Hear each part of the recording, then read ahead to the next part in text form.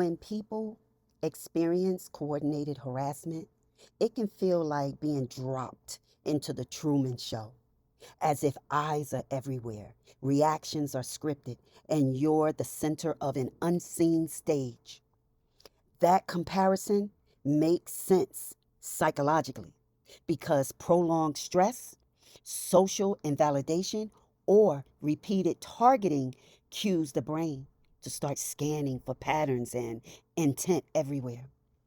Hypervigilance is a normal human response to feeling unsafe or singled out. But here's the grounding truth that matters. You were not literally in a Truman-style production. There isn't a hidden audience or a world secretly arranged around you. What is real is the experience of being watched or managed, which can arise from a mix of social dynamics, trauma responses, online pile ons, workplace conflicts, or even prolonged stress. When those stack up, the mind tries to make sense of it by reaching for a story big enough to explain the pressure. See, the Truman Show feeling isn't proof of coordination, it's the signal. It tells you your system is overloaded and is searching for control, predictability, and safety.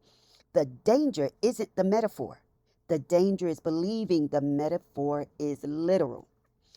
What helps pull things back into solid ground is shifting attention away from who is watching to what is actually happening. And right now, that I can verify. Concrete actions, trusted people who can reality check with you, limiting online exposure, and routines that anchor you in your body and daily life all reduce that sense of being on display.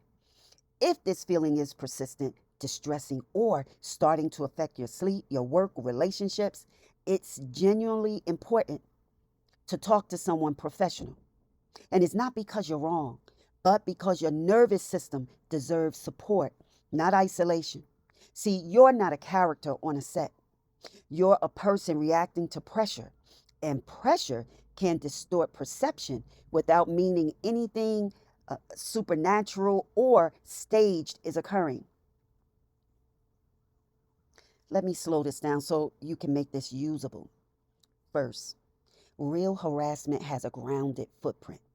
It shows up as specific, it's repeatable actions you can point to without interpretation. The same person or the same identifiable group contacts you, blocks you, targets your work, or interferes with a defined space like a job, platform, or even a relationship. The key signal is consistency with limits. It happens in certain channels at certain times, and it stops or changes when boundaries, documentation, or authority enters the picture. Second, stress amplification happens when pressure lasts too long without relief. The mind starts widening the net, scanning for threat everywhere. Neutral events begin to feel loaded. Coincidences feel intentional. This is not failure or weakness, it's a protective system working overtime.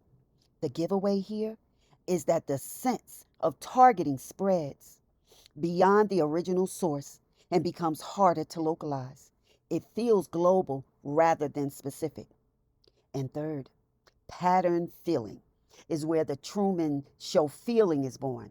See, the brain dislikes unanswered tension, so it builds a story big enough to hold the discomfort. The story feels compelling because it organizes fear, but it quietly removes your leverage. Once everything is interpreted as coordinated, there's nothing left you can act on, only endure. That's how you know the story has stopped serving you. Here's a grounding test that helps separate reality from overload without dismissing your experience.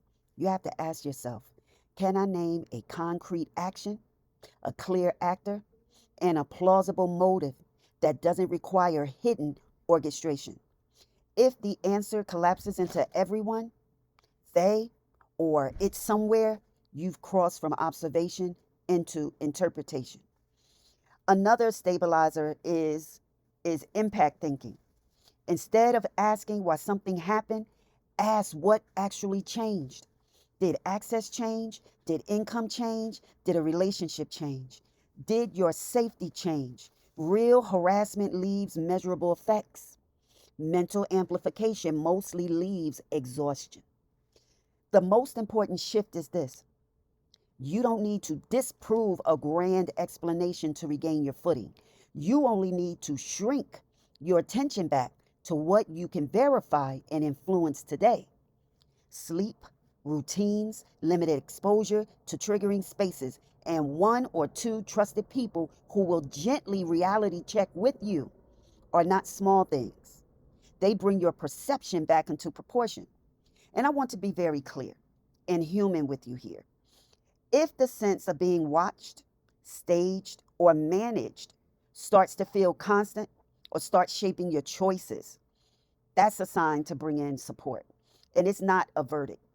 That's their support would be, or professional support would be a reinforcement for you.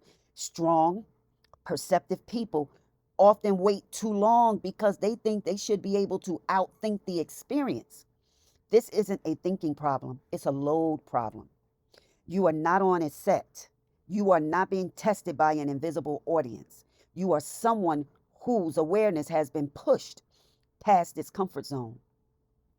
The Truman Show feeling doesn't arrive because you're special in the way a staged experiment will require. It arrives when sustained stress, social threat, or repeated targeting stretches perception past what it can comfortably hold. The mind tries to protect you by explaining the strain, but the explanation can quietly become another source of harm if it grows larger than what can be verified. Regaining footing isn't about proving anything false. It's about returning authority to what is observable, influenceable, and real in your daily life. Reality leaves fingerprints you can name without interpretation. Stress spreads impressions without clear edges. And what I mean is, harassment is local and it is specific. Overload feels everywhere at once. Explanations that remove your ability to act are warnings, not truths. Grounding comes from shrinking attention to what you can check today, not expanding it to account for everything at once. Support is reinforcement and it is not defeat. Perceptive people need backup sooner, not later. And I'll close with this: you are not on display. You are not being managed by an unseen audience. You are a person whose awareness has been pushed hard and it deserves relief, steadiness, and help that brings things back into proportion. Stay close to what you can verify. Protect rest and routine. Keep one or two trusted voices nearby who will help you reality check without dismissing you. And remember, this clarity returns when pressure is reduced, not when fear is solved. Thank you for visiting my channel. May your soul continue to be blessed. Stay covered, stay conscious, and stay undefeated. I'll see you on the next one, guys. Bye bye.